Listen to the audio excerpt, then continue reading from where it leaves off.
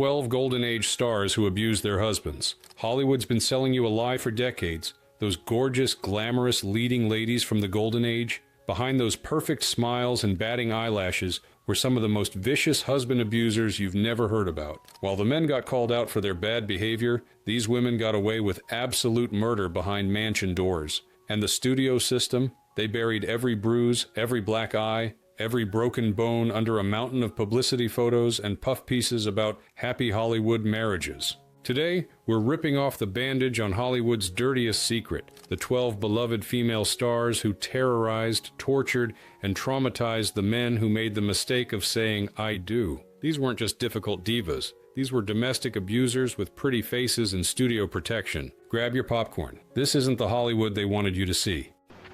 He seems to be satisfied with this arrangement. So don't force any issues unless you want to cause plenty of trouble. 1. Joan Crawford, Hollywood's most terrifying wife. Joan Crawford, America's sweetheart on screen, America's nightmare at home. Those perfectly sculpted eyebrows and immaculate suits hid a woman who treated husbands like punching bags and emotional targets. Her third husband, actor Philip Terry, didn't just marry a movie star, he married a monster. Household staff spilled the beans years later about what really happened in that pristine Crawford mansion. Joan didn't just argue, she launched missiles. Glasses, vases, hairbrushes, anything within reach became a weapon. During one explosive fight, she hurled a heavy silver hairbrush that split open Terry's temple. The wound needed stitches. The studio's explanation? He fell. How convenient. But the physical stuff was just the appetizer. Crawford's real specialty was psychological warfare. She'd spend hours, actual hours, listing every single one of Terry's failures and inadequacies. His acting, garbage. His social skills, embarrassing. His existence, a disappointment. And she delivered these verbal beatings with the same precision she applied to her lipstick. The booze made everything worse. Crawford hitting the bottle meant Terry hitting the guest bedroom, if he was lucky. Staff reported she'd sometimes wake him at 3 a.m. for fresh rounds of abuse, standing over the bed just to tell him how worthless he was. And God help him in public. She'd whisper right before events, "Smile like you mean it, or you'll regret it later." The threat wasn't empty. The walls in that mansion had ears and bruises. When Terry finally escaped in 1946, a friend asked why he stayed so long. His answer? "You don't understand. Crossing Joan means crossing the entire studio system. She could end more than just our marriage." Years later, Crawford summed up her view of men with bone-chilling clarity. Men are like silk blouses, pretty but disposable. For Joan Crawford, husbands weren't partners. They were props to be used, abused, and tossed aside when they got too damaged. She didn't just run the house, she ruled it like a war zone. And the only casualty that mattered to Joan Crawford was Joan Crawford. You only passed this way once, why not live a little? 2. Tallulah Bankhead, verbal torture as an art form. Tallulah Bankhead didn't need to throw punches. She had something deadlier, a razor-sharp tongue that could fillet a man's self-esteem in 10 seconds flat. Hollywood loved her wit, her deep voice, and that famous line, "I'm as pure as the driven slush." But her husband, actor John Emery, experienced the slush avalanche up close during their 4-year marriage. It buried him alive. Unlike abusers who save the worst for private, Bankhead specialized in public humiliation. Dinner parties became execution grounds for Emery's dignity. She'd wait until he was mid-sentence, then cut in with, "Don't mind him, darlings. He's trying to sound intelligent again." When he'd attempt to respond, she'd wave him off. "Hush, sweetheart. The grown-ups are talking." The guests would titter nervously while Emery died inside. But Bankhead's real specialty? Attacking his manhood. She'd openly discuss their sex life with friends. Graphic details, unflattering comparisons,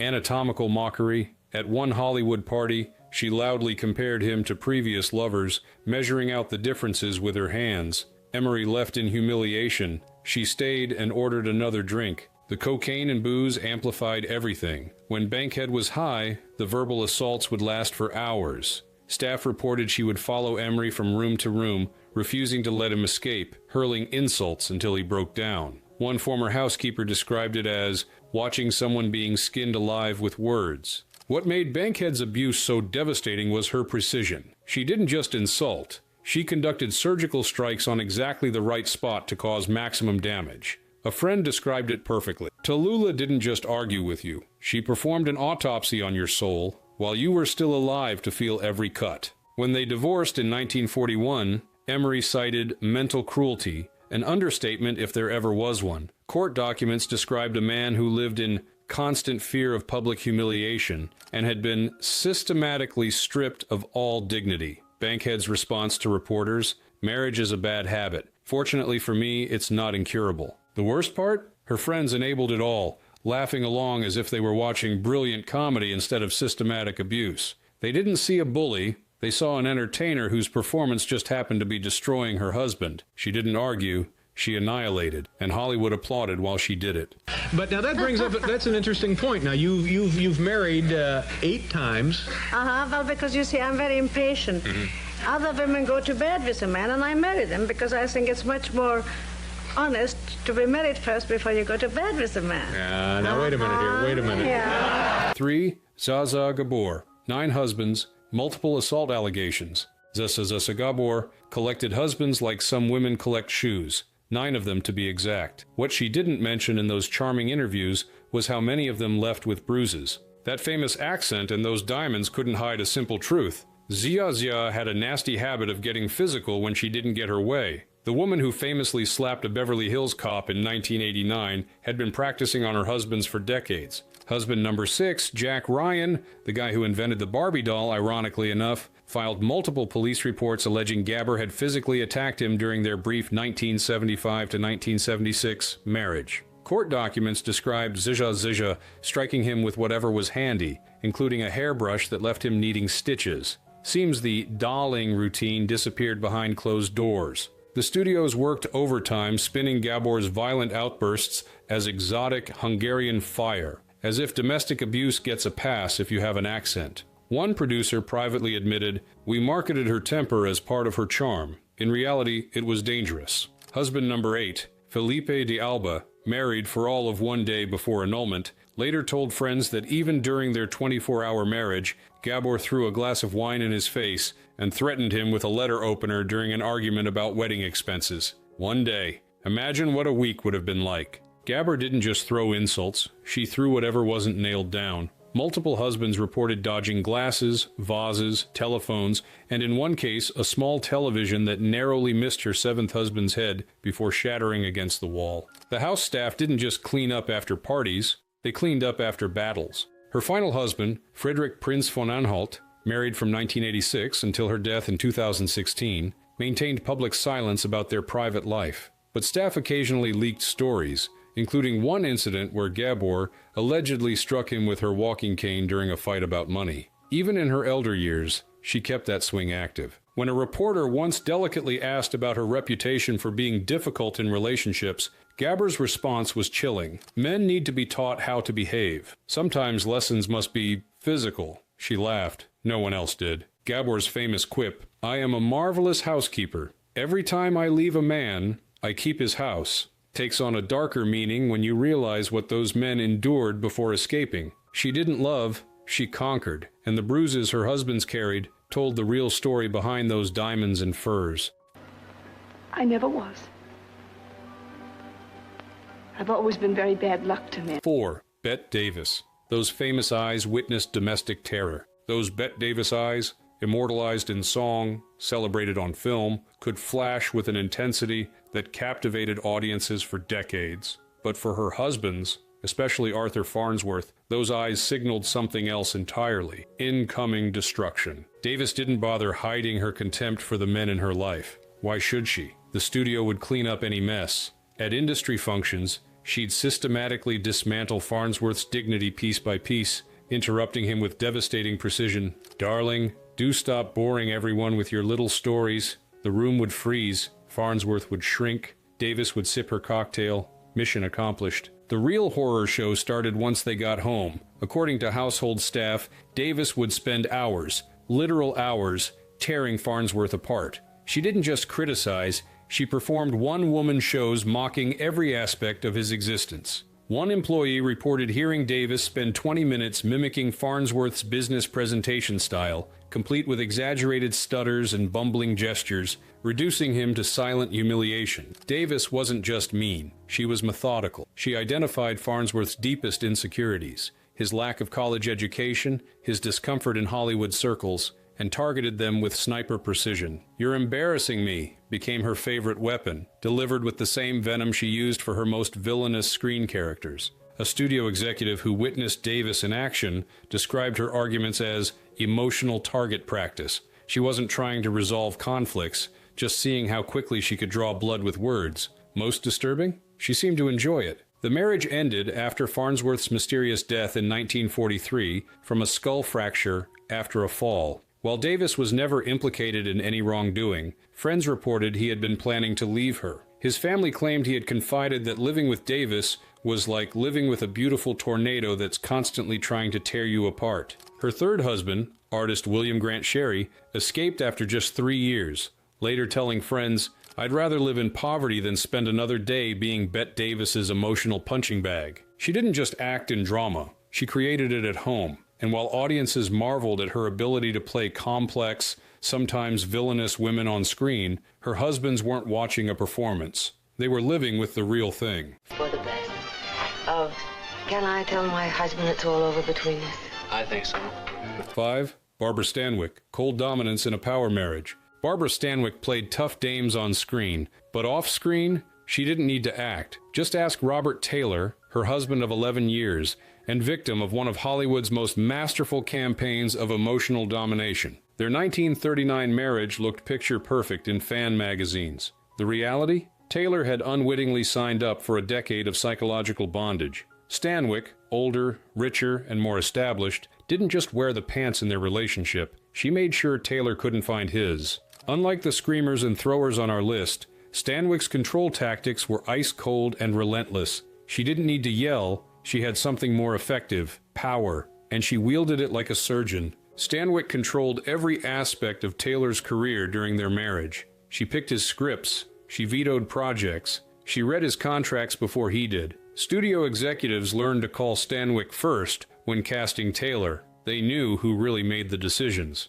One MGM producer admitted, "We weren't hiring an actor, we were borrowing him from Barbara." At home, the control continued. Staff reported that Stanwyck ran their household with military precision. Taylor needed permission for everything from social plans to meal choices. He had to report his whereabouts constantly. She came and went as she pleased. When he once questioned this double standard, she reportedly replied, "Your job is to be available when I want you. My job is to decide when that is." But Stanwyck's most devastating weapon was emotional withdrawal. Friends described how she would deliberately withhold affection, using intimacy as a reward for compliance. If Taylor showed any independence, she'd freeze him out completely. Days or weeks of cold silence until he broke and begged forgiveness for crimes he often couldn't even identify. The psychological toll was visible to everyone. The once confident, outgoing Taylor became a shadow of himself, constantly looking to Stanwyck for approval before speaking. At events, he physically positioned himself slightly behind her, like a trained dog waiting for commands. Taylor's military service during World War II gave him his first taste of freedom in years. When he returned with a bit of backbone, Stanwyck deployed her most manipulative tactic, alternating between ice-cold rejection and intense affection to keep him permanently off balance. Eventually, Taylor sought connection elsewhere. When confronted about these affairs, he reportedly told Stanwyck, "At least they see me as a person, not a possession." The marriage finally collapsed in 1950, and director George Stevens later noted that Taylor seemed to be recovering from a long illness after the divorce. She wore the pants and made sure he couldn't find his. In a town built on illusion, Stanwyck's greatest performance was convincing Hollywood that her domination of Taylor was just a modern marriage, while behind closed doors, she ran a one-woman re-education camp designed to crush his identity. And I promise you I'll never desert you again. Because after Salome, we'll make another picture and another picture. You see, this is my life. 6. Gloria Swanson. 6 marriages of manipulation. Gloria Swanson didn't just act in Sunset Boulevard, she lived it. Queen of the silent screen, terror of the bedroom. 6 husbands tried to co-star in her life. 6 husbands learned what happens when you marry a woman who treats relationships like movie sets, places where she's the only star that matters. Her fourth husband, Michael Farmer, provided the most detailed post-marriage report on life with Swanson. Court documents described living in constant emotional turmoil, never knowing which Gloria would appear from one minute to the next, the charming star or the raging tyrant. The costume change happened without warning. Swanson didn't just have mood swings, she had mood tsunamis, and she used them strategically. Farmer described how she would deliberately create crisis situations before his important professional engagements. The night before a major business meeting, that's when she'd initiate a 4-hour screaming match, ensuring he'd be sleep-deprived and emotionally drained while she appeared perfectly composed the next morning. Psychological warfare, Hollywood style. Her controlling behavior reached bizarre extremes.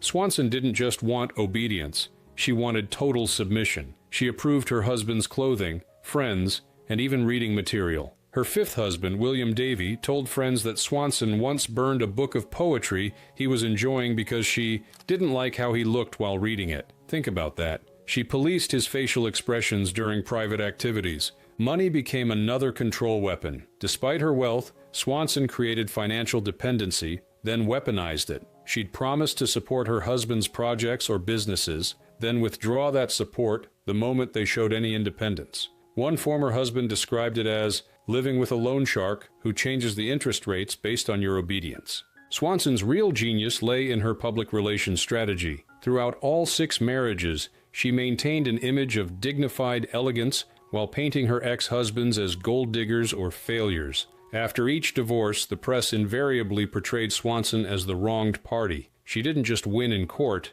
she won in the court of public opinion. Even her final husband, William Dufty, who stayed married to her from 1976 until her death in 1983, couldn't entirely escape her controlling nature. Friends reported that even in her 80s, Swanson still insisted on absolute authority over their household and social life. The grip just got weaker, not kinder. Director Billy Wilder knew exactly what he was doing when he cast her as the manipulative, delusional Norma Desmond in Sunset Boulevard. When asked why he chose Swanson, Wilder reportedly said, "I needed someone who wouldn't need much direction to play a woman who destroys the men she claims to love. Gloria hasn't been acting in that department for years. She gave audiences elegance, and her husband's absolute hell. Behind the perfect makeup and regal bearing was a woman who used marriage licenses as hunting permits." Well, when I'm good, I'm very good. But when I'm bad, I'm better. 7. Mae West. Domination as a lifestyle. "Come up and see me sometime," Mae West purred on screen. But for the men in her life, that invitation came with fine print. Terms and conditions apply. Your dignity not guaranteed. West's most shocking power play? She had a secret husband whose existence she denied for decades. In 1911, before Hollywood fame, West married vaudeville performer Frank Wallace. When stardom called, she didn't just distance herself, she erased him entirely, denying the marriage existed until Wallace produced the certificate in 1935. During those years of denial, Wallace received money for silence, a transaction that evolved into something closer to hostage-taking than marriage. According to Wallace's later accounts, West would summon him when it suited her, then dismiss him for months, treating him like a servant rather than a spouse. Friends aware of the arrangement reported that she enjoyed humiliating Wallace in private, mocking his failed career while flaunting her success. The humiliation was methodical. She forced him to use the service entrance when visiting her home to ensure no one connected them publicly. On the rare occasions they were alone together, she reportedly referred to him as the mistake, never by his name. Imagine being married to someone who wouldn't even acknowledge your existence. Beyond Wallace, West maintained relationships with men who all described the same controlling behavior. She dictated everything: when they would see her, how they should dress, what they could say. One former boyfriend described it as auditioning for the role of Mae West's companion every single day, with no guarantee you'd get the part tomorrow. Paul Novak, her companion for the last 26 years of her life, revealed glimpses of West's private behavior. According to friends' accounts, West required Novak to be available 24/7 while maintaining her freedom to dismiss him whenever she chose. He was expected to drop everything when summoned and never complain when sent away.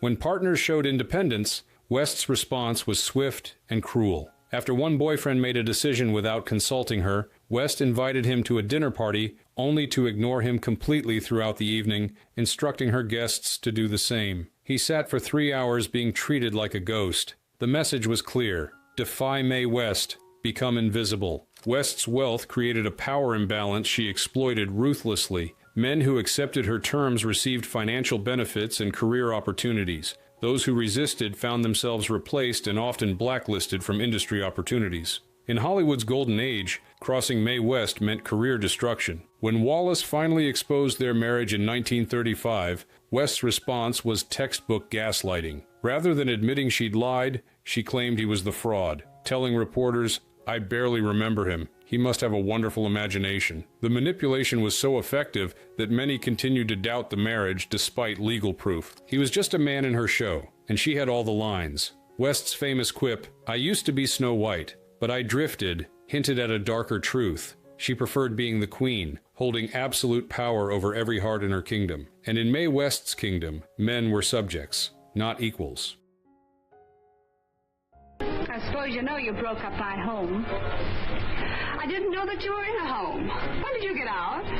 8. Clara Bow, the it girl with a violent streak. Clara Bow, Hollywood's original it girl, had something else besides it, a dangerous tendency to use her fists when words failed her. The flapper icon with the Cupid's bow lips packed a punch that her husband, Rex Bell, learned to fear. Unlike the calculated abusers on our list, Bow's violent behavior stemmed from genuine psychiatric distress rather than a desire for control. This doesn't excuse her actions, but explains the chaotic, often alcohol-fueled incidents that characterized their marriage. Bow's early life was a horror show that left deep scars. Raised in Brooklyn poverty, she survived her mentally ill mother holding a knife to her throat, sexual assault, and near starvation. These experiences created a deeply traumatized woman whose emotional regulation system was permanently damaged. When she married actor and Nevada rancher Rex Bell in 1931, he wasn't just getting a famous wife, he was inheriting the ghost that haunted her. Multiple sources confirmed that Bow's volatile behavior included throwing objects during arguments, physically striking Bell when agitated, and destroying property when upset. One particularly disturbing incident occurred at a dinner party in 1933, when Bow, intoxicated and triggered by a perceived slight, punched Bell in the face hard enough to leave visible bruising. Guests pretended not to notice. Studios pretended it never happened. Bell maintained public silence about these incidents, protecting both Bow's reputation and his own privacy. But household staff witnessed patterns that couldn't be entirely hidden. Her longtime secretary, Daisy DeVoe, described how Bell sometimes slept in a locked guest room following Bow's episodes. These precautions became necessary after an incident where an intoxicated Bow allegedly attempted to strike Bell with a fire poker during an argument about her spending. By 1933, Bow had largely withdrawn from Hollywood, and medical professionals who treated her in later years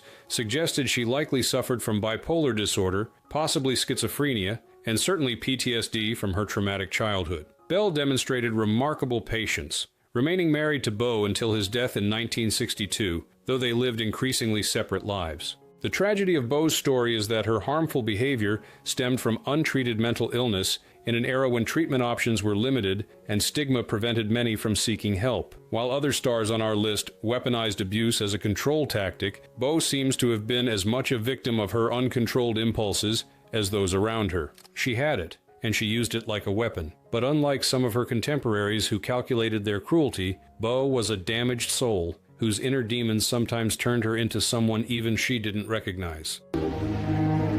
Just to bury myself in the dirt was not enough to be safe.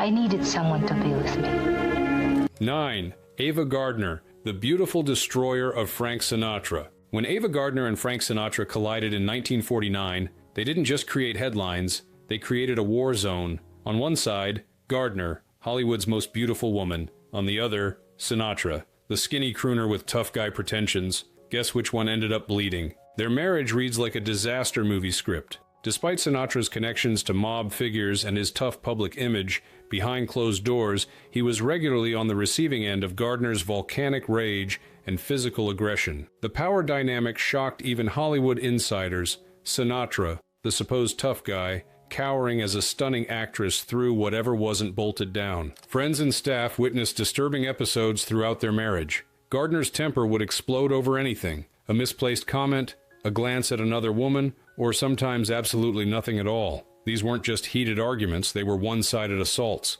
Multiple sources confirmed Gardner's habit of turning household objects into projectiles during conflicts: glasses, bottles, ashtrays, and in one infamous incident, a heavy silver hairbrush that struck Sinatra's temple hard enough to need stitches. Studio fixers got very good at explaining away Sinatra's mysterious injuries to the press. Gardner's verbal attacks were equally devastating. At a time when Sinatra's career was tanking, he had lost his recording contract and couldn't fill venues, Gardner would call him the has-been and a little man with a big mouth. She knew exactly how much the height comments wounded him, and she deployed them strategically for maximum damage. The humiliation extended to public settings. At Hollywood gatherings, Gardner would deliberately undermine Sinatra, flirting openly with other men, or making cutting remarks that silenced rooms. One studio executive described watching Gardner spend an entire dinner party filleting Frank alive with such beautiful precision that no one knew whether to laugh or call for help. Alcohol amplified everything.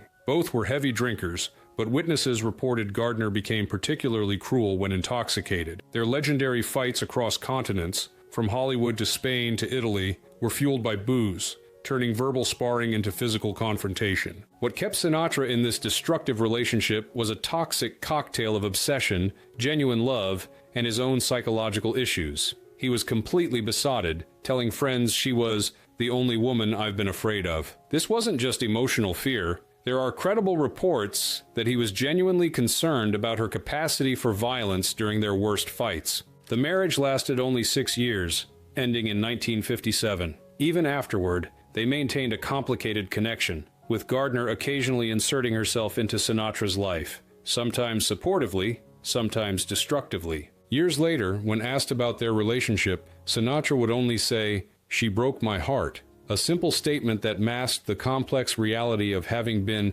emotionally and physically abused by the woman he couldn't stop loving. He said she broke his heart. She said she barely tried. And in that gap between statements lies the truth of how completely traditional power dynamics can be reversed behind closed doors. How the tough guy with mob connections became vulnerable to the beautiful woman whose rage left scars that never fully healed.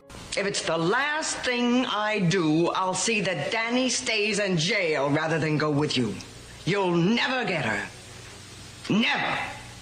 10. Susan Hayward. From screen intensity to real-life violence. Susan Hayward won an Oscar for playing a woman on death row in I Want to Live, but according to her first husband, Jess Barker, living with Hayward felt like a different kind of death sentence, one where execution could come at any moment, triggered by anything or nothing at all. Their 1944 marriage, which produced twin sons and lasted a decade, wasn't just troubled, it was a battlefield where Hayward's fiery temper regularly erupted into concerning episodes that crossed the line from arguing to outright abuse. Barker described living in constant anxiety, never knowing what might set off one of Hayward's explosions. According to divorce documents, triggers could be as minor as a misplaced item or Barker arriving home 5 minutes late. Once lit, Hayward's fuse burned hot and long. Tirades could last hours, following Barker from room to room if he tried to escape. There was no peace, only temporary ceasefires. The verbal attacks weren't just angry. They were precision-guided missiles aimed at Barker's deepest insecurities. Hayward targeted his struggling career mercilessly, calling him worthless, failure, and pathetic excuse for a man during her rampages. Friends described her verbal technique as relentless bombardment. She wouldn't stop until she had reduced Barker to either tears or angry retaliation, either of which she then used to justify escalation. Then came the physical elements. Multiple witnesses confirmed seeing Hayward throw objects during arguments: glasses, books, and in one alarming incident, a table lamp that narrowly missed Barker's head before shattering against a wall. The housekeeper reported regularly cleaning up broken glass and damaged items after their fights. Hayward's volatility spilled into public view at industry events, where she would subtly undermine Barker, contradicting him or making cutting remarks about his career struggles. One executive described watching her systematically dismantle her husband's dignity over cocktails, leaving Barker visibly shaken in front of colleagues. The power imbalance became more pronounced as Hayward's star continued to rise while Barker's career stagnated. Her resentment at being the breadwinner turned into cruel taunts about Barker being kept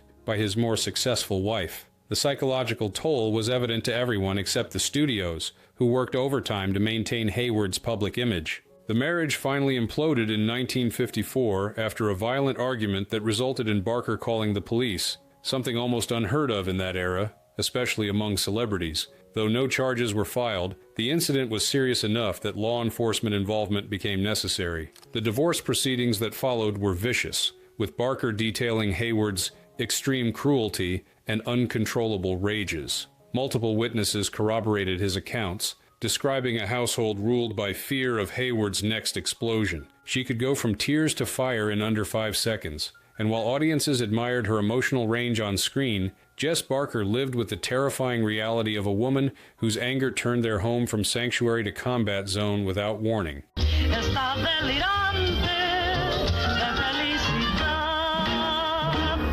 11. Lupe Velez, the Mexican Spitfire who lived up to her billing. Lupe Velez earned her nickname, the Mexican Spitfire, through her energetic performances in a series of popular comedies. But for Olympic swimming champion and Tarzan actor Johnny Weissmuller, that Spitfire nickname wasn't cute marketing. It was a warning label he should have heeded. Their relationship started as it meant to go on. They met at a party in 1933 and, according to witnesses, were instantly attracted to each other and got into a heated argument within an hour of being introduced. This pattern of passion followed by explosion defined their entire 5-year marriage. What made Velez different from other Hollywood abusers was how openly physical her aggression became. Multiple sources confirmed that she didn't just throw objects, she physically attacked Weissmuller on numerous occasions, leaving visible injuries that studio publicists had to explain away. The most disturbing incident came in 1935, when dinner guests witnessed Velez chase Weissmuller with a kitchen knife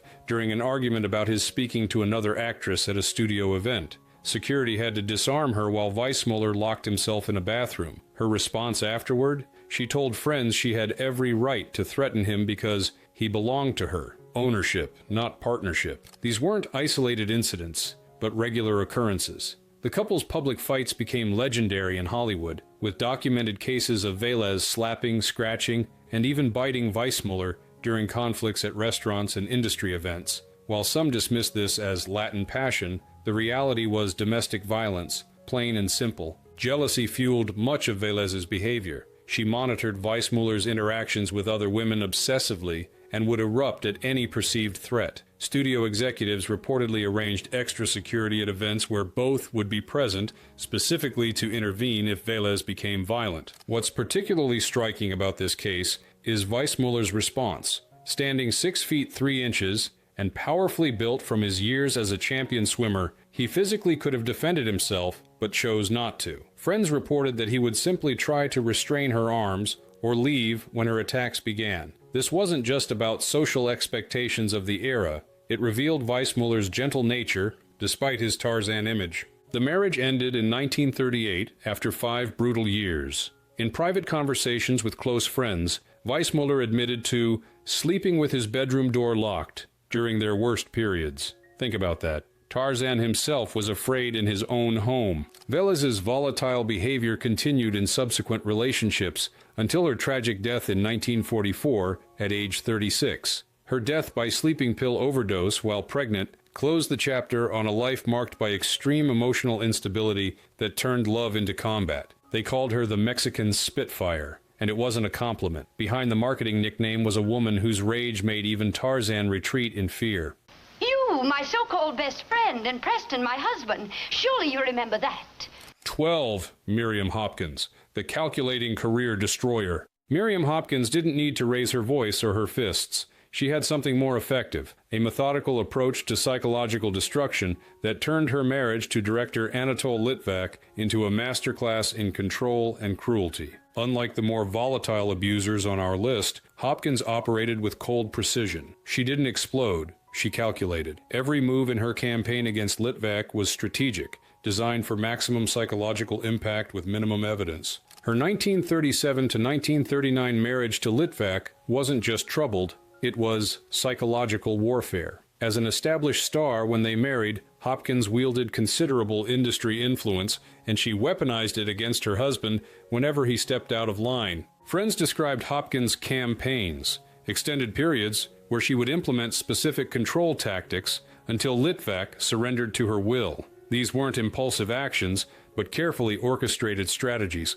like a general planning battle maneuvers. The most shocking incident occurred in 1938, when Litvak questioned Hopkins' decision to fire a longtime household employee. Her response? She changed the locks on their home and left him locked out for 3 days, instructing staff not to admit him under any circumstances. He stayed in a hotel while she ignored his calls, only relenting when he publicly apologized for questioning her authority. Hopkins maintained control through information manipulation, often lying to Litvak about social engagements or professional opportunities, then gaslighting him when he discovered the truth. She would rearrange his schedule without telling him, causing him to miss meetings, then claim he must have misunderstood the times. Her most devastating tactic came after their divorce. Hopkins used her considerable industry connections to subtly undermine Litvak's career, speaking negatively about him to producers and studio executives. She never criticized him directly. That would be too obvious. Instead, she would express concerns about his reliability or suggest other directors might be more suitable for projects he was being considered for. This campaign continued for years after their divorce, with Hopkins systematically working to limit Litvak's opportunities in Hollywood. One producer later admitted, "We passed on Litvak for a picture Hopkins wanted. It wasn't worth the headache she would cause if we hired him." The most chilling aspect of Hopkins' behavior was her ability to maintain a perfectly pleasant public persona while orchestrating her ex-husband's professional demise. Unlike the more explosive abusers on our list, she left no evidence, no witnesses to outbursts, just the systematic destruction of Litvak's career opportunities executed with surgical precision. She didn't get revenge, she planned it with lighting and blocking. Like a director staging the perfect scene, Hopkins orchestrated Litvak's professional downfall with a patience and precision that left no fingerprints but achieved devastating results.